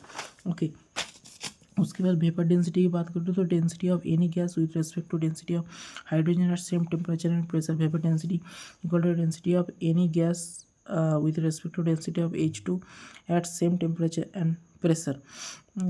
उसके बाद find number of moles of O2 if it has pressure of 0.0821 and occupies A volume 20 litre at 27 degree centigrade. Pressure तुम्हारा 0.821 है। अब सुनना, यहाँ पर ना थोड़ा गलत लिखा है यार, रुको अरे प्रेशर तो मैं कुछ भी देख सकता हूँ भाई, आर का वैल्यू है 0.081 litre ATM mole inverse kelvin inverse, volume तुम्हारा 20 लीटर दे दिया है, और टेम्परेचर तुम्हारा 27 केल्विन बोला है, राइट 27 डिग्री सेंटीग्रेड बोला है, 27 प्लस 273 करो 300 केल्विन आ जाएगा। टेम्परेचर तो always be in kelvin. We know P equal to N T, N equal to P P equal मतलब देखो 0.08 मतलब अरे तुम वैल्यू जस्ट पुट कर दो यार, वॉल्यूम दे दिया है, आर तो पता है, बस खत्म हो गया। Find number of particles present in nitrogen gas, pressure तुम्हारा 1 atm है, वॉल्यूम कंटेनर 8.21 लीटर है, टेम्परेचर 47 डिग्री सेंटीग्रेड है, number moles of N2 PV/RT। उसके बाद अकॉर्डिंग टू तुम वैल्यूज पुट कर दोगे, आर देखो भी दे दिया है, उसके बाद टी दे दिया है, इसको केल्विन में कन्वर्ट कर देना, और पी भी तुम्हारा 27 दे दिया है, मतलब डायरेक्ट 300 पुट सकते हो। पी और भी तुम्हारा यहाँ पर साइड दे दिया होगा, वॉल्यूम कंटेनर दे दिया है, बिल्कुल सारी वैल्यूज़ दिया हुआ है यार। और जहाँ तुम ATM लीटर ये सब बकवास देख रहे हो, तो आर का वैल्यू तुम 0.081 ही पुट करोगे, खत्म कहानी। उसके बाद 1/3 number of particles number of number particles N/3 sorry answer. Number of weight of find the weight of methane CH4 that is present in a sample of CH4 with P equal to 2 atm, T equal to 27 degree centigrade, V equal to 20 liter, R equal to 0.0821 liter atm mole inverse kelvin inverse proportion to 1/12 for solving purpose। अब सुनना, PV equal to NRT, N equal to PV/T equal to 2 into 20, देखो pressure तुम्हारा 2 है into 20, volume तुम्हारा 20 है, divided by 300, R जो है वो तुम्हारा 300 आ जाएगा। अरे सुनना जो टेम्परेचर 300 आ रहा है, आर का जो 0.082 आना है वो प्रोपोर्शनल टू 1/12 है या सॉल्विंग पर्पज़ के लिए, ठीक है। उसके बाद इसका 8/5 इक्वल टू जो भी है 1.6 मोल कर देंगे। वेट ऑफ CH4 जो है number of moles of CH4 in molar mass, number of moles of CH4 तुम्हारा 1.6 आ गया, राइट। 1.6 आ रहा है इसका सीन, तो 1.6 इसलिए आ रहा है कि नंबर ऑफ मोल्स जो है वो हमारा 1.6 आ गया, इसलिए हमने इसको यहाँ पुट कर दिया। और मोलर मास जो है वो हमारा CH4 का अगर कैलकुलेट करोगे तो 12 + 4 तुम्हारा 16 आ जाएगा, तो इसलिए यहाँ 16 पुट कर दिया और 25.6 आ रहा है, बहुत बढ़िया। उसके बाद नंबर वही यहाँ कैलकुलेट किया भाई, ठीक है। उसके बाद देखो यहाँ पर अगर बात करें 2 gases A and B with their molar mass 20 and 30 respectively are mixed in the ratio A/B and the average molar mass are found to be 24। अब देखो 2 गैसेस है भाई, 2 गैसेस है A और B है, जो कि देयर मोलर मास 20 and 30 है रिस्पेक्टिवली, और mixed in the ratio A/B, मतलब always have the ratios as per mole only, ठीक है। मोल के हिसाब से रेशियो है, ठीक है। Average and their average molar mass was found to be 24। Average molar mass total moles बटे टोटल मास है, या मैं गलत कह रहा हूँ, टोटल मास बटे टोटल मोल्स है। If their gases are mixed in ratio B/A। अब सुनना, मैंने ना पहले A/B मिक्स किया, उसके बाद B/A मिक्स किया। Always take the ratios of mole only, वही मैं कह रहा हूँ। अब then find average molar mass of the mixture, ठीक है, ठीक है।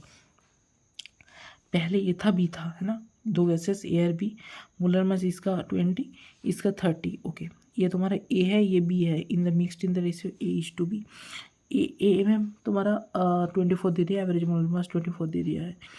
इसका AMM कैलकुलेट करने के लिए बोला है इन द रेशियो B/A, मतलब A का तुम्हारा B कर दिया यार, और B का तुम्हारा A कर दिया। जहाँ A का तुम्हारा A था ना, और B का तुम्हारा B था, यहाँ पर A का तुम्हारा B कर दिया और B का तुम्हारा A कर दिया, ओके, ठीक है। इसको हम कैसे करेंगे? इसको करने के लिए देखो यहाँ पर वेट पहले कैलकुलेट कर लो। देखो मास के अकॉर्डिंग दिया हुआ है ये सब, है ना। मिक्सड इन द रेशियो, ये मतलब समझ लेना मास के अकॉर्डिंग दिया हुआ होगा। उसके बाद number of moles of A, number of moles of A into 20, इसमें भी सेम है। अब अगर मुझे वेट दोनों का मिल गया, देखो AM का वही वैल्यू होता है ना, टोटल मोल्स बटे टोटल मास बटे टोटल मास। अब टोटल मास मैंने ये दोनों कर दिया, टोटल मोल्स ये कर दिया।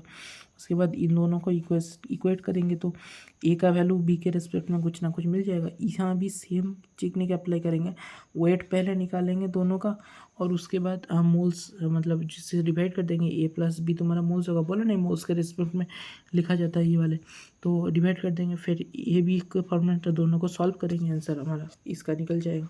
मतलब A और B अगर निकल गया फिर तो हम समझ जाएंगे ना कि हाँ चलो ठीक है। इसका जो मतलब देखो यहाँ पर एक्चुअली ये आ रहा था, अब इसको अगर मैं इसमें पुट कर लूँगा तो ऊपर नीचे कुछ कट जाएगा और AMM 26 आ जाएगा, सीधी सी बात है। कॉम्पेंट वेदर ड्राई एयर और moist air humid air is heavier, ठीक है। मतलब ड्राई एयर हेवियर है, मॉइस्ट एयर हमको देख के लगता है यार मॉइस्ट एयर ज़्यादा हेवी होगा, पानी है इसमें, ड्राई एयर है तो ये हल्का होगा, है ना। तो पर ये एक्चुअली करेक्ट नहीं है। ड्राई एयर जो होता है ना वो ज़्यादा हेवी है, मॉइस्ट एयर कम हेवी है। क्यों बताता हूँ। ड्राई एयर में एक्चुअली क्या प्रेजेंट होता है, नाइट्रोजन ऑक्सीजन दोनों प्रेजेंट होता है। मॉइस्ट एयर जो होता है इसमें तुम्हारा वाटर भी एक्स्ट्रा प्रेजेंट होता है, मतलब समझ रहे हो। तो तुम सोच रहे हो ऑक्सीजन वाटर ज़्यादा प्रेजेंट है, मतलब एक्स्ट्रा प्रेजेंट है इससे, तो ये ज़्यादा हेवी होना चाहिए। बात रियलिटी पे चेक में आओ। यहाँ पर अगर बात करूँ तो 80 into number of moles, moles into अगर मोलर मास की बात करूँ तो 14 2 28 आता है, 28। 80 इंटू 20, इसमें 20 इंटू 16 सॉरी 32 है ना, 32 आ गया। तो O2 का देख पा रहे हो 32 है भाई, O2 का तुम्हारा 32 है। तो देखो इस पर मैं इसलिए कह रहा था, ये एक पिछला वाला जो क्वेश्चन था ना उसमें जिसमें मैंने थोड़ा एडिट वगैरह किया था, इसमें कहीं ना कहीं होगा यार, मतलब वो एडिट किया था ना जिसमें उसमें तुम्हारा 32 ही होना चाहिए था, ताकि तुम्हारा वो चीज़ दिक्कत ना आए कि जो क्या कहते हैं तुम्हारा समझ जाओ मैं क्या कहना चाहता हूँ। देखो उसके बाद कट कुट के वो A बन रहा था ना वो एक क्वेश्चन में पहले। चलो AM की अगर मैं बात करूँ तो इसमें AM की जो बात है, इसमें 2240 + 640 डिवाइड बाई तो मतलब दोनों का मोल सेट कर दोगे। इसमें भी सेम चीज़ होगा, इतना इंटू मोलर मास प्लस इतना इसका मोलर मास इंटू प्लस इसका इंटू इतना मोलर मास। अब बात सुनना, यहाँ पर N2 का 80 है, यहाँ O2 का 20 है। यहाँ पर अगर H2 10 मोल भी प्रेजेंट है ना तो भाई थोड़ा थोड़ा इससे कम हो गया, पर भाई H2 जो है उसका 18 इंटू 10 होगा 180, और इससे कम ही कंट्रीब्यूट कर रहा होगा। तुम अगर देखोगे ना तो ये 28.8 आ रहा है, 27.6 आ रहा है, ज़्यादा डिफरेंस नहीं है, पर तुम देख पा रहे हो कि ड्राई एयर जो है ना वो ज़्यादा हमारा हेवियर होता है, ये पर तो तुम देख पा रही हो। उसके बाद अगर बात करूँ, बोरॉन हैज़ 2 आइसोटोप्स, बोरॉन 10 और बोरॉन 11, 2 आइसोटोप्स है। Molecular atomic mass that should appear for boron on the periodic table is कितना होगा, AM equal to 10 into 19 plus 11 into 81 divide by 100 आ जाएगा। तो 190 plus 11 into 81 891 divide by 100 equal to 10.81 divide by 100 equal to 10.8। Okay, average atomic mass of Mg is 24.31 litre. ये समझ गए होंगे है ना। ए मतलब तुम्हारा divide abundance divide by total, abundance हमेशा 100 ही होता है। Average atomic mass of Mg is 24.31 mu. This Mg is composed of 79 mole percent of Mg24 and remaining 21 mole percent of Mg25 and 26। ठीक है, तो average atomic mass of Mg is इतना, average atomic मास हमको दे दिया है 24.31 mu. अब this Mg is composed of 79 mole percent of Mg24, 79 mole percent of 24 and remaining 21 mole percent. इस 21 में से 2x और 21 माइनस एक्स होगा, तो उसके हिसाब से तुम निकाल लोगे। इसका तो 21.31 दे दिया है, बस इसको पॉइंट हटाओ, नीचे 100 लाओ और x निकाल लो, बस उसके हिसाब से तुम जो भी पकड़ा है तुम उसके हिसाब से निकाल लोगे। उसके बाद from 160 gram of SO2 sample, इतना ग्राम ऑफ इतना रिमूव, और SO2 रिमूव कर दिया है मैंने, इतना ग्राम SO2 लिया है भाई, और इतना molecules of SO2 are removed and find out the volume left over SO2 at NTP। ठीक है, तो इतना अगर SO2 है तो इतना बटे 64 अगर करूँ तो मुझे SO2 का नंबर ऑफ मोल्स मिल जाएगा। मोल्स के अंदर रिमूव हुआ होगा यार, यहाँ पर इसका डिवाइड बाई Na कर दूंगा तो 6.0223 अगर कर दूंगा तो इतना मोल्स रिमूव हो गया होगा। मोल्स रिमेनिंग इतना माइनस इतना होता है, तो इतना मोल्स रिमेनिंग। वॉल्यूम कितना लेफ्ट ओवर होगा, इतना इंटू मोलर वॉल्यूम कर दूंगा तो वॉल्यूम कितना लेफ्ट होगा मिल जाएगा। 14 gram of nitrogen gas and इतना gram of CO2 gas is mixed together, find the volume gaseous mixture at NTP। ठीक है, उसके बाद number of moles of N2 equal to 14/28 equal to 1/2 equal to 0.5 moles. Number of moles of CO2 22 हमको दे दिया है CO2 and 14 gram of nitrogen दिया था दोस्त, और 22 ग्राम ऑफ CO2 दिया था, तो 22 divide by 12 plus 32 equal to 0.5 moles यहाँ पर आ रहा है, यहाँ पर भी 0.5 मोल्स आ रहा है। टोटल मोल्स दोनों को ऐड कर दूंगा 1 मोल आ जाएगा। 1 equal V by 22.4, V equal to 22.4 litre आ गया। An atom of elements OH इतना ग्राम, कैलकुलेट ग्राम एटम्स मतलब मोल्स कैलकुलेट करने बोला है 40 kg। 1 AMU में इतना ग्राम होता है, ये पता होगा शायद। 1 AMU 1.67 × 10⁻24 gram. 1 AMU equal to 1.67 into 10⁻24 gram. 1 AMU equal to 1.67 into 10⁻24 gram. 1 AMU equal to 1.67 into 10⁻24 gram. 1 gram equal to कितना AMU समझ जाओ, NaMu आता है भाई। 1 ग्राम इक्वल टू NaMu आता है, पता रहना चाहिए। 1 ग्राम इक्वल टू NaMu आता है, but 1 AMU equal to 1/Na का वैल्यू 1.67 इंटू 10⁻24 ग्राम, तो इसलिए एवोगाड्रो नंबर से ये थोड़ा मैच करता है। 1.67 इंटू 10⁻24 ग्राम AMU से ग्राम में कन्वर्ट करने का टेक्निक है। तो इतना ग्राम, इतना जो ग्राम है 6.64 ग्राम जो है वो तुम्हारा, ये जो ग्राम है इतना ग्राम तुम्हारा, अगर मैं AMU में कन्वर्ट करना चाहता हूँ, ग्राम एटम्स में करने के लिए पहले AMU में कन्वर्ट करना पड़ेगा, और उसके बाद हमको यूनिट वगैरह शायद हटा देना है या कुछ करना है। रुको ग्राम एटम्स में करना है तो पहले इसको AMU में तो करो।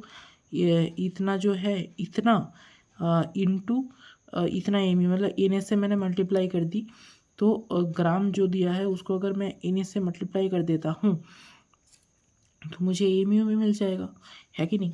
यहाँ पर इतना ग्राम इक्वल टू NaMu आया, तो इतना ग्राम इक्वल टू कितना होगा, Na इंटू इतना हो जाएगा, खत्म कहानी। अब इतना AMU एक एटम में है। अब बात सुनना, यार क्या बोला है, एटम ऑफ एलिमेंट वेट इतना ग्राम, find gram atoms of element in 40 kg, ठीक है भाई। 40.01 AMU ये जो है ये एक एटम में है, okay. Number of moles equal to 40,000, क्योंकि तुम्हारा 40 kg है, तो 40,000 डिवाइड बाई ये तुम्हारा, देखो इतना AMU एटॉमिक मास यूनिट एक एटम में, तो ये तुम्हारा मोलर मास हो गया ना, तो इसलिए इतना AMU, अगर एक एटम में इतना AMU है, बात समझना, एक एटम है, मैंने सपोज ऑक्सीजन एटम ही ले लिया, उसमें अगर तुम्हारा समथिंग AMU प्रेजेंट है, तो तुम वही कहना चाहते हो ना दोस्त कि मेरा जितना AMU मेरे प्रेजेंट है एक एटम में, उतना ही तुम्हारा मोलर मास हो जाएगा, राइट। तो 40,000 डिवाइड बाई 40.01 उसके हिसाब से करोगे तो 100,000 ग्राम एटम तुम्हारा आंसर आ जाएगा। उसके बाद number of water molecules in 1 litre of water, remember density of water is 1 gram per cc होता है, तो density equal to mass by volume, one density जो होता है ना 1 लीटर ऑफ वाटर है, in 1 litre of water density of water is 1 gram per cc, तो 1 equal to मास बटे वॉल्यूम, वॉल्यूम तुम्हारा 1 लीटर आ गया, है ना। मास तुम्हारा 1 kg है, मास तुम्हारा 1 kg है, तो 1000 ग्राम है। उसके बाद number of moles equal to mass जो है वो डिवाइडेड बाय हमारा, अरे सिंपल है यार, नंबर ऑफ वाटर मॉलिक्यूल्स पूछा 1 लीटर ऑफ वाटर में, अब 1 लीटर ऑफ वाटर दिया है भाई, तो 1 लीटर जब दिया है, इसको हमेशा मुझे मास में या वॉल्यूम में कुछ ना कुछ में कन्वर्ट करना पड़ेगा। वॉल्यूम दे दिया है, अब डेंसिटी मुझे वाटर का पता है 1, तो मास में कन्वर्ट कर लूँगा, 1000 ग्राम आ गया, राइट। तो 1000 ग्राम आ जाएगा, तो मैं फिर मोलर मास से डिवाइड करके इसका नंबर ऑफ मोल्स निकाल लूँगा। नंबर ऑफ मोल्स निकाल लूँगा तो इन्हें से मल्टीप्लाई कर दूंगा, तो फिर मुझे नंबर ऑफ वाटर मॉलिक्यूल्स मिल जाएगा, सिंपल सा टेक्निक है। डेंसिटी की बात करो तो मास पर यूनिट वॉल्यूम को डेंसिटी कहा जाता है। डेंसिटी दो टाइप का होता है, रिलेटिव डेंसिटी होता है, एब्सोल्यूट डेंसिटी होता है। एब्सोल्यूट डेंसिटी वो होता है यूजुअल डेंसिटी जो हम कॉमनली नो करते हैं। रिलेटिव डेंसिटी थोड़ा नया तरीके से अंदाज में वो स्टाइल मार के आता है, रिलेटिव डेंसिटी, ठीक है। तो पहले एब्सोल्यूट डेंसिटी को स्टडी करते हैं, जो नॉर्मल डेंसिटी होता है हमको पता होता है। तो एब्सोल्यूट डेंसिटी रो और डी से रिप्रेजेंट किया जाता है, रो, है ना। मास पर यूनिट वॉल्यूम होता है, यूनिट केजी पर लीटर होता है या केजी पर मीटर की होता है। तो 1 लीटर को हमको पता चल गया, 1 लीटर को हम मीटर क्यों कहते हैं, और ग्राम पर ml कहते हैं, और ग्राम पर सेंटीमीटर क्यों कहते हैं। बहुत बढ़िया। सॉलिड एंड लिक्विड के लिए density equal to mass by volume, जो हमको पता है।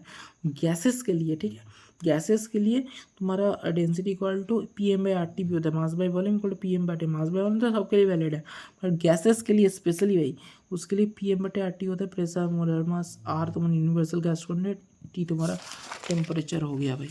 उसके बाद परसेंटेज यील्ड की बात करूँ तो एक्चुअल यील्ड बात थियोरेटिकल यील्ड कर दोगे, जितना बना, एक्चुअल यील्ड मतलब जितना बना, और थियोरेटिकल यील्ड मतलब जितना बना था, सुनना, जितना बनना था, सॉरी। थियोरेटिकल मतलब यार एक्सपेक्टेशन, और ये एक्चुअल यील्ड है मतलब रियलिटी, या तुम मतलब एक्सपेक्ट किया था कि भाई इतना बनेगा। थियोरेटिकली क्वेश्चन कह रहा है कि इतना बनना चाहिए था यार, पर एक्चुअली तुमने एक्सपेरिमेंट करके जो निकाला वो एक्चुअल यील्ड है, जो बना एक्चुअली। थियोरेटिकल वो जितना बनना चाहिए था, मतलब सॉरी, क्वेश्चन अगर कोई दे रहा है ना यील्ड, तो वो एक्चुअल यील्ड है, पर तुम जो निकालोगे उसको थियोरेटिकल यील्ड कहते हैं। ये चीज़ दिमाग में निकाल लो। तुम अगर फार्मूला से कोई चीज़ निकाल रहे हो तो वो एक्चुअल कभी नहीं हो सकता। तुम फार्मूला से कुछ निकाल रहे हो मतलब वो थियोरेटिकल यील्ड है, मतलब थ्योरी कह रहा है, साइंटिस्ट एक्सपेरिमेंट करके आया है, तो तुम अगर फार्मूला की हेल्प से कुछ निकाल रहे हो तो थियोरेटिकल यील्ड है।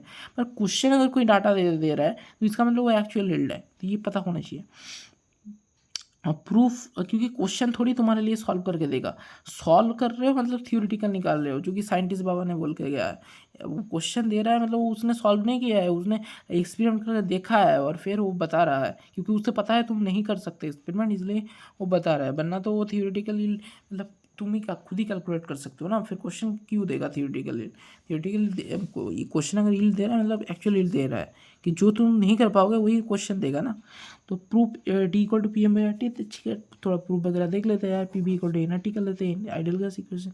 N इक्वल टू PV/RT कर देते हैं, PV/RT। अब N equal to given mass by molar mass, given by भाई मोलर मास इंटू RT। देखो PV equal to given mass molar mass into RT।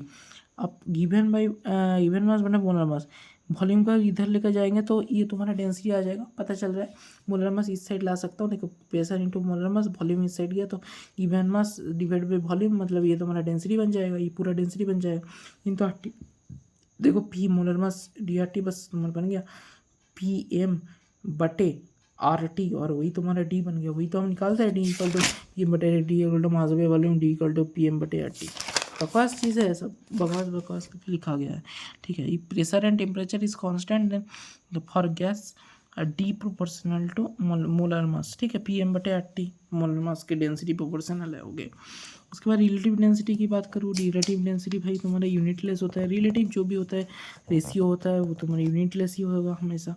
उसके बाद for solid and liquid relative density equal density of solid equal density of water, for density equal for gases is equal vapor density equal to molar mass by 2, density of gas or divided by density of H2 set temperature and pressure। Vapour density जो होता है ratio of density of any gas to the temperature of H2 set temperature and pressure, density of H2 at 4 degree centigrade 1 gram per centimetre cube. Relative density of solid and liquid is density without unit, ठीक है। Relative density solid liquid density without unit, ठीक है। Relative density of gas 1 with respect to gas to P1 M1 T2 equal to P2 M2 T1, ठीक है, कोई बात नहीं भाई। P1 equal to P2 T1 equal to T2, density of gas equal to PM by RT। गैस 1 with respect to gas 2 PM बटे R T होना चाहिए था, आर टी तो कैंसिल आउट हो जाए। अच्छा ओके, अरे कोई बात नहीं भाई, P1 M1 बटे RT1 समझे, और P2 M2 बटे T2 आया था, वो T2 ऊपर चला गया है कि नहीं, बस हो गया काम। Find out the relative density of SO3 with respect to, पहले भाई इसका निकाल लो शांति से, और रिलेटिव इसका डेंसिटी पहले शांति से निकाल लो, इसका डेंसिटी पहले शांति से निकालो, इसका डेंसिटी पहले शांति से निकाल लो, और फिर डिवाइड कर दो भाई, सिंपल सी। कोई फार्मूला की ज़रूरत नहीं है, कुछ गिवन नहीं है, सो हम सिमिलर कंडीशंस में के लेके चलेंगे, ठीक है। सिमिलर कंडीशन मान लेके चलेंगे, और यहाँ पर 18 बटे 16 आ गया, मोलर मास किया है तो 5 आ गया, एक बार 5 डाल देंगे बस, उसके हिसाब से काम चल जाएगा हमारा। एक्चुअली यहाँ पर सीन क्या हुआ ना दोस्त, यहाँ पर एक्चुअली प्रेशर टेम्परेचर ये सब दिया नहीं है, तो वो सब कैंसिल आउट हो गया, तो एक्चुअली M1 बटे M2 के प्रोपोर्शनल आ गया, तो उसको भी हम कैलकुलेट कर लिए है और 5 आ गया है यहाँ पर, कितना मज़ेदार चीज़ है। फाइंड वेपर डेंसिटी ऑफ, जो भी तो डायरेक्ट कैलकुलेट मत करने लगे ना, कभी कभी क्वेश्चन थोड़ा धोखा भी दे सकते हैं कि भाई वैल्यू ही नहीं दी, तो फिर कैंसिल आउट हो जाएगा ना। रिसीव आखिरकार रिलेटिव डेंसिटी रिसीव ही ले रहे हो, यूनिटलेस क्वांटिटी है यार। वेपर डेंसिटी मतलब मोलर मास बटे वॉल्यूम होता है, 2 होता है, सॉरी कुछ भी बोल रहा हूँ भाई। मॉलिकुलर मास जो भी है, मोलर मास नहीं भाई, ठीक है, मोलर मास मॉलिकुलर मास जो भी है वो डिवाइड बाई 2 होता है, मतलब vapour density equal to molecular mass बटे 2 होता है।